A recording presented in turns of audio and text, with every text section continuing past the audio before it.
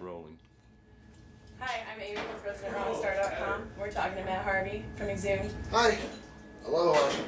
We're here in Colorado at the Marquis Theater, and what's going on? What do you guys got going on? How was your drive-in? Just trying to stay warm. Holy shit, man. I mean, it is February, so I mean, I guess I can't be complaining, but damn, it's cold. Yeah, it is below freezing here right now. Like, it's like a hurt your face cold. So I need new shoes is what I've learned today. Yeah, you need some boots. Yeah, not like really old and off the walls with holes in the soles. That's not really doing it. These are for like skating a pool in Venice, not for like wandering around the streets of Denver in the snow. Yeah, the snow's like up to your knees here right now. It's fun. It's cute. Where were you guys before here? Was it warm? We've actually been really lucky with weather on this tour until this week. Yesterday we were supposed to be in Oklahoma City, but it got canceled because of snow. Mm-hmm. Up until that, I mean, we were in Dallas, and then we were in Houston, which was pretty nice. And, I mean, in San Antonio, I was walking on like shorts and a sleeve shirt, like just 6 days ago. And then before that, you know, we were in like West Texas, and of course Arizona is always warm. LA is nice, you know, like. So we've been pretty lucky, and we knew it was gonna get cold, and it's fucking cold. You guys I'm not a meteorologist, but damn, it's cold. You drive around in a van, right? Mm-hmm. A good old van. Living the dream. Well, it's a different van this time. We had a transmission issue in our van, so we ended up renting a van. So it's been an interesting tour. Yeah. Yeah. It's always an interesting tour with you guys. So, where are you guys going after this? What's your next show? From here, we're just finishing up. We have Cheyenne, Salt Lake, which is going to be interesting because they seem to really not like our band there. Cheyenne, Salt Lake, Reno, or Sparks, same thing. And then Sacramento, and then we're home for a couple of weeks. We're going to go to Europe, also with Toxic Holocaust. Yes. So that'll be pretty fun. We're there for like a month, February 22nd till March 26th. And then we're doing something really weird. We're going to take like 6 months off too. Crazy. So that's going to be pretty exciting for you, going to Europe and having a little 6-month break there. It is. It's really exciting. So Bud and I are both staying in Europe for about a month afterwards. Awesome. And then after that, I don't know, find some work, I guess, or just, you know, but also just take some time to relax and not be in the van and, you know, get your back unkinked and your neck unfucked up, and, you know, we need to start writing a new record, and we have just a lot of things that we kind of like, over the past 3 years, we kind of come to a point in the band where it's time to regroup and, like, you know, take the next step kind of thing, and the time off, I think, will be it'll be the right thing for us. And plus, you know, kids are saying, like, I've seen you guys the last 5 times, y'all came through, and it's like, you're not exaggerating. Yeah. Like, so I think it's also you good. were just recently here. Yeah, we were just here at Black Sky, and then, you know, in Arizona, we played Phoenix like every 5 weeks, basically, over the last fucking 15 weeks, you know. So it'll be nice to just give the audience a rest, work on some new stuff, you know, work on some new production for our show that we've been talking about for a while, and, you know, kind of have. Can we talk about that at all? What do you have in store for us? Do you have any ideas that we can know about? Well, I don't want to. The worst thing is that I tell you, like, we're gonna do all this shit, and then like we build it and it fails, and we don't bring it on the road, and then I'm a liar.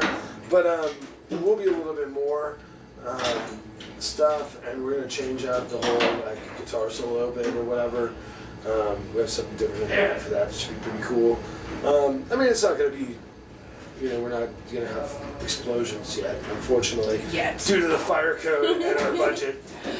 But you know, we're definitely working on expanding sort of just the entertainment aspect of the show. I mean, that's one thing that's been cool. Like, whether we're on tour with like a brutal death metal band, or thrash metal band, or grind, or whatever it is, I think one thing that helps us sort of like get across to different people is the fact that there's something going on besides just dudes and jeans headbanging. You know, that's always like the focus of the show. You know, we're not going to become like war. Right. Just because they do it so well, it's like, what would be the point? They do it well. The masters, you know. Where did the stage show stuff come from for you guys? It's very horror movie, like right. gore. gore-tastic. It's awesome. Like, I love the stage show because I'm a horror fan. So, like, for you guys, where did that evolve from, and how has it changed? Well, I think, you know, in the past, obviously we're all really into horror movies when we were kids. Everyone in the band now and in the band previously really, I mean, I was into horror movies before metal, and I think kind of like once I got into metal, it was sort of like the musical equivalent of like the entertainment that I already liked. I was already into like Evil Dead 2 and Reanimator and From Beyond and Toxic Avenger and all that stuff. So it just sort of made sense. You know, and I think that it kind of started in the 90s because a friend of ours who's not into metal at all, just a guy I used to work with, we were hanging out with him. He's like, oh, you guys are pussies, man. Like, at least those guys in Norway, they might be these little scrawny dorks in like face paint, but at least they like really style each other. What do you guys do? And they're like, oh, it's, you know, he was just kind of taking the piss out of us, but I was like, I kind of see your point. And so we started bringing like, you know, we'd go to the Asian grocery store and we would use like only like real blood, and we'd spit out like lagworms and like grubs on people. Yeah. We used to like bring out like, you know, animal brains, and like our old bass player's sister. Did you used to throw up? Yeah, Bud used to throw up on people. that came slightly later. Our old bass player's sister was like a veterinarian, so we used to get all these like animal bones and like smash shit with them and stuff. And we found that like everywhere we played, we only played there once. We never got asked back. Like, I remember one show we played where we literally got kicked out and weren't allowed to watch the rest of the bands. I mean, it was our first time in LA, and it was literally like in the movies, like, you'll never play this town again, get out of here, you bums! And I remember, like, Cole and I sitting outside on Sunset Strip, and our original drummer, we just loaded everything out, and we're like, well, that was cool, but it's kind of fucked, like, fuck. So we started kind of like streamlining it. We moved to like fake blood and shit. And, you know, and then it used to be like everybody in the band would have like the one little bit that they would do. Like one guy would have a chainsaw and then Bud would throw up, and then Cole would have a severed head or whatever. And then now it's sort of evolved to the point where we have Dr. Filthy, who's our mascot, driver, crew guy, Girl Friday. He sort of has taken all that stuff on, and it's really cool because it, to me, it just sort of like gives a little bit of separation between the band and the shtick or whatever. Mm-hmm. Like, everyone's like, oh, Kiss isn't a real band because they do all this stuff, they're just flying around and shoot lasers, and it's like, okay, yeah, but they also play kick-ass rock and roll. They do. But, you know, people are always like, well, that's a bunch of just, you know, flash and no substance. Right. But yet Iron Maiden, they do all the same stuff, except they just have a giant statue guy on stilts. Like, you know, he's doing it, not them. And I think that's sort of where we wanted to take it, and that's why I think the Dr. Filthy character has become really important. He is kind of like your mascot, isn't he? He is, yeah. I mean, he is at this point, you know. We just noticed, like, when we put him on a shirt design, it tends to sell better and stuff like that. So it really brings an energy to the crowd. Like, people get so worked up for it, and the music is great to begin with, but then you add, like, this theatrical demonstration. And do you guys plan these skits out? Like, does it go along with this? They go along with the songs, right? Right. I mean, we plan it out, and then as we continue doing them, they sort of like gradually take on more of a life of their own kind of thing, you know. And we don't like do them at rehearsal. We just sort of like stop the song and be like, okay, so now we're gonna do this, and then when this happens, just count 1, 2, and then we go back in. Okay, cool. You know, but we do, I mean, I don't want people to think that it's so choreographed, but at the same time, anytime you're doing anything that's not just jamming, you have to at least discuss it first, like, hey, you know, or else we'd be like, what the fuck? Oh, shit. Right. But I mean, you know, the Doctor comes up with stuff all the time that surprises me. I'm like, oh, shit, he's doing that? Oh, crap, right on. So, you know, we want to be able to sort of like allow him to take more free reign. And the next thing that we're doing later this year is we're going to have another release coming out that I can't talk about yet because it's not announced. It's not a brand new album, that's all I can say. But, so when that happens, we're going to be able to do a headlining tour, which is going to enable us to construct the set and tailor our production and that kind of stuff, to do a little bit more and not make it so like, oh, it's only like fucking, you know, 40 minutes of like, you know, the Doctor doing all this shit and 10 minutes of music to where it's like, that sucks. You know what I mean? It's like Manowar is one of my favorite bands, but that's what they started doing with it with their albums. Like it used to be every album had like, 7 minutes of filler, and then the rest was killer, and then the fucking filler percentages just gradually gotten more and more and more to where there's like 3 kick-ass songs, and then like an orchestra piece, and some drum stuff, and then some bass stuff, and then like what the fuck, and you're like, so no, I mean it's still gonna be a show where we're able to play a lot of songs, but the fact that we're headlining and being able to play a little bit longer will allow us to tailor your show a little bit. Right, to do more theatrical stuff and deliver more songs and stuff as well. So that'll be exciting. Yeah, it'd be fun, So let's talk about the album that you currently have out. Well, we have Crocker See that came out last summer, and then we have the split 12-inch with Iron Reagan on Tank Crimes. So they're kind of two opposite sides of the coin, I guess. Like, Crocker See was a little bit more like mid-paced and melodic, and I guess mature. I don't know. That's what people say. It is death metal. I don't know how mature it can get, but whereas the Iron Reagan is like just a couple like. It's more like your roots. Yeah, like grindy songs that we just sort of like didn't think too hard about, like, here we go. And then 2 like punk rock covers. Nice. Just to kind of like. And do you have those available at shows? We do, yeah, we've had LPs at every show. We're going to have to get copies of those somehow because I want to hear the Iron Reagan split. I've heard the other one already. Cool. But yeah, you guys are notorious for doing the split albums. I think the first one I ever heard of you guys was a split album. I don't remember even which one it was. Well, it doesn't narrow it down. There's like 12 of them. I don't know. That's something we want to try and get back into doing more of, though, because now, like, recording technology is a bit cheaper or whatever, and we're getting a little bit more savvy as well. It would be more feasible for us to do more small-scale releases, and there's something nostalgic about a split CD, and I personally feel like it promotes the music scene a lot because you're coming together with another band and kind of bridging that gap between the two styles. Like, I don't know, there's bands like you and Ghoul and Guar and do all these stage shows, and there's just like thrash death metal bands, and like you guys can all kind of fit together somehow. Totally. And the split CDs allow people to get like a little bit of both worlds. And yeah, I mean, with the Iron Reagan one, it's cool because they're gonna have a little bit different audience than we are, and because of the municipal waste membership thing, obviously they have a built-in audience already, which is cool. And then because it's on Tank Crimes, different label, it's going to have a little bit different audience as well. And I mean, that's really, it's about getting together with a band that you like and that you're friends with and be like, hey, let's just make this thing together. And it's also about reaching, different kids and different perception. And like I said, the cool thing about the split too is there wasn't like, okay, this is our new record, we got to really push ourselves forward, we got to grow and really showcase, our best playing and this and that. This was just more like, hey, let's just have some fun and cut loose. And not that we're not trying hard, we're just fucking, like phoning it in. It's not like that at all.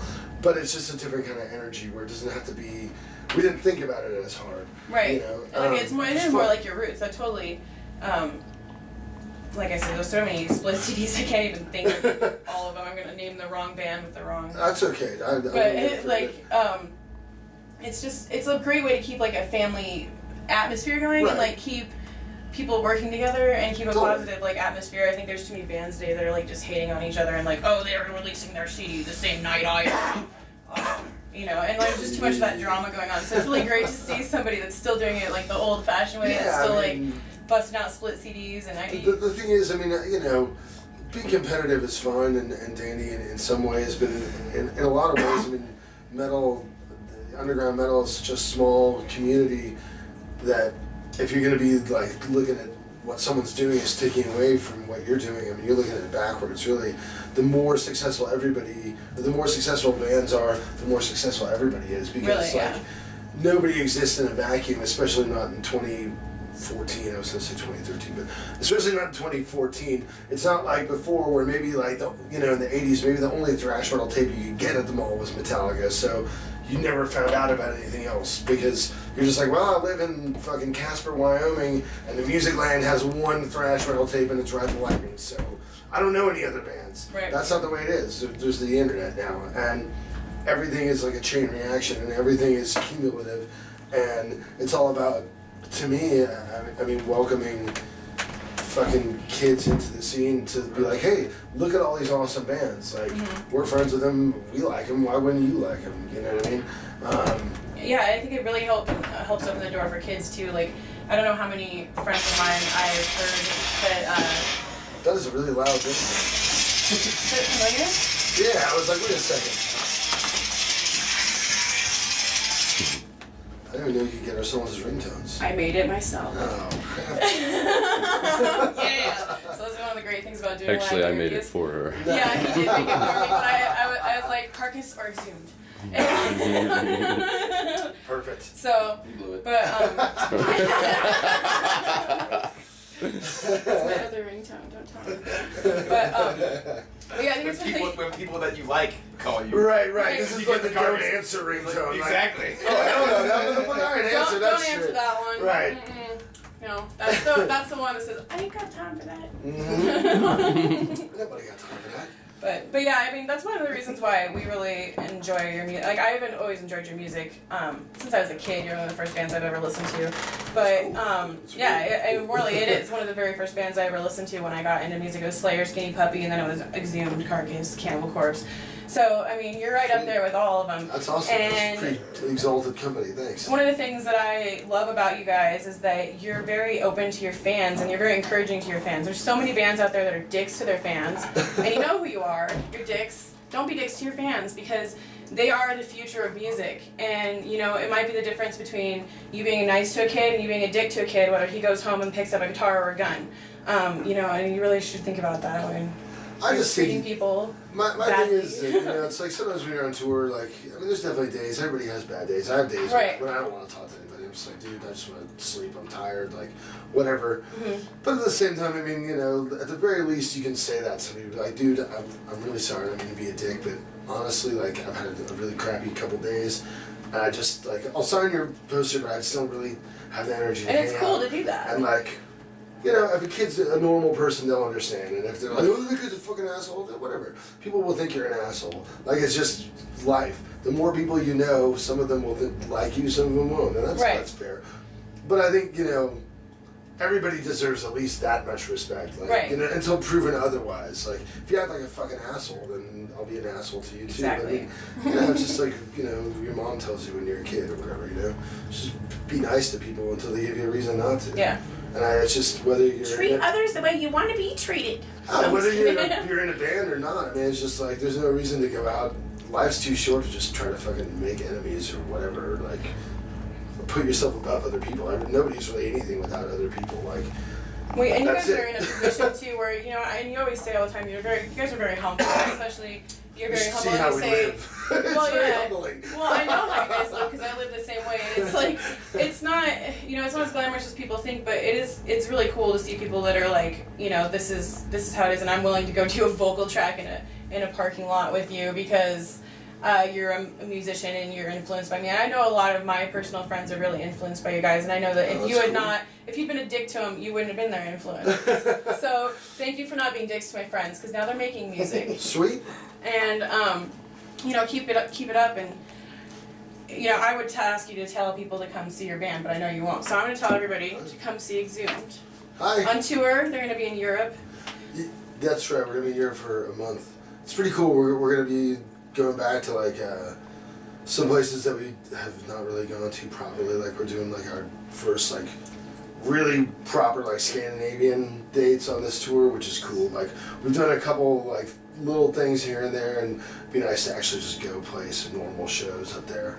Do you feel like this time around you're like, we've come into like a real more knowledgeable stance on what you're doing and you're like getting to do things over again like better? Because I know like you went on hiatus or whatever they call it nowadays when a band breaks up and then comes back later, but like I mean, I think that's sort of like any kind of project or whatever, you know what I mean? Like,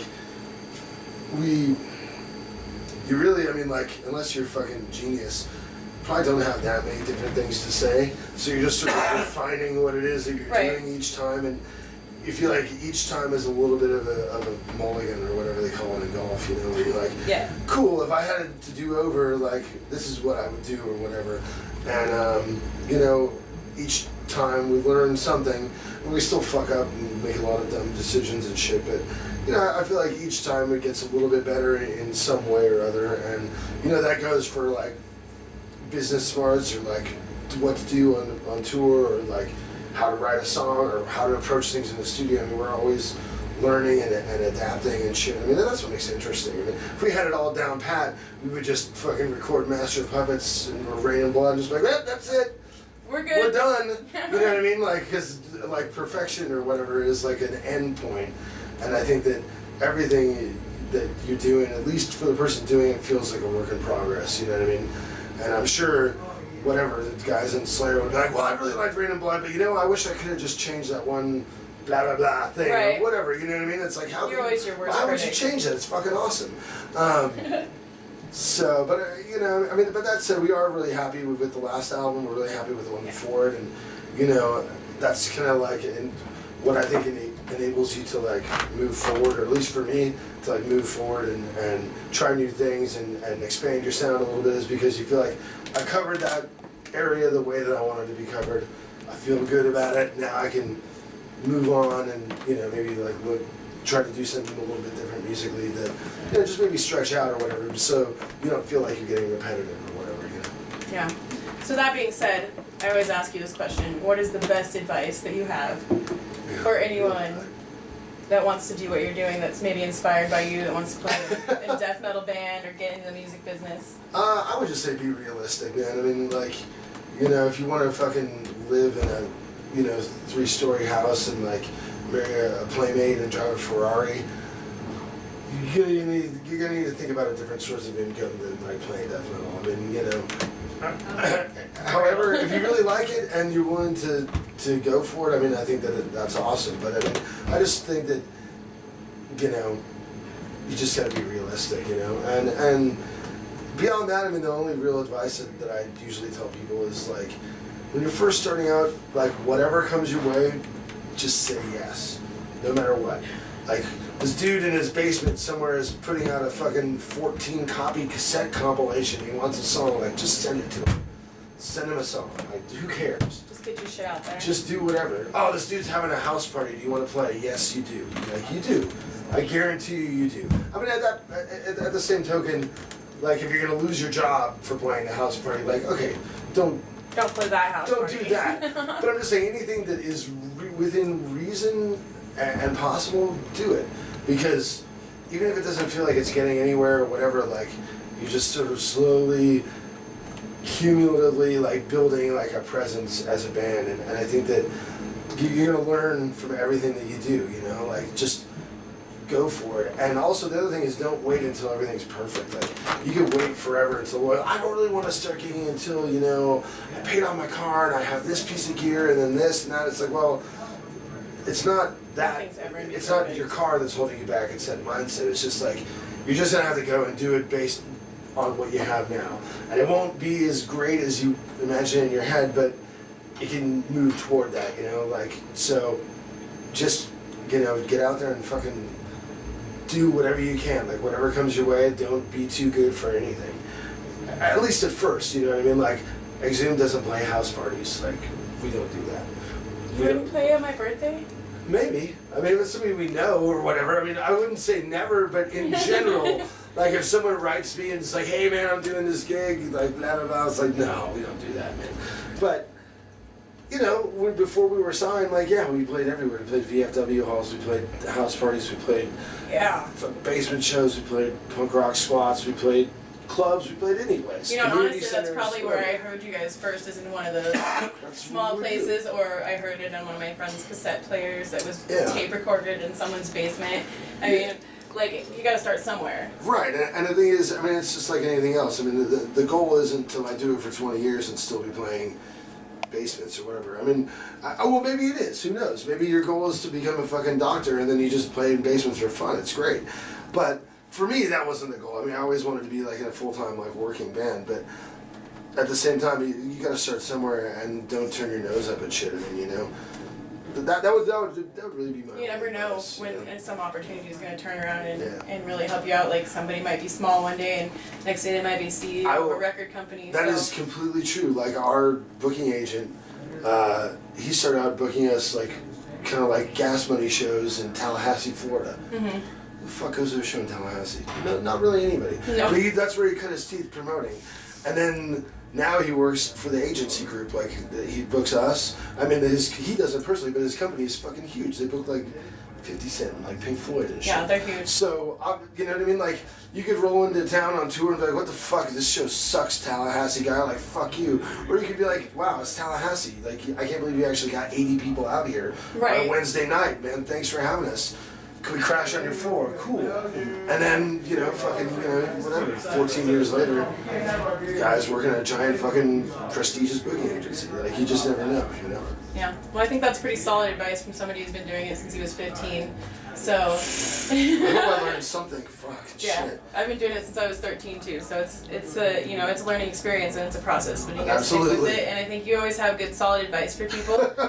And you always have the greatest stories. So what is your craziest story you have for me this time? I'm trying to think what's happened this tour.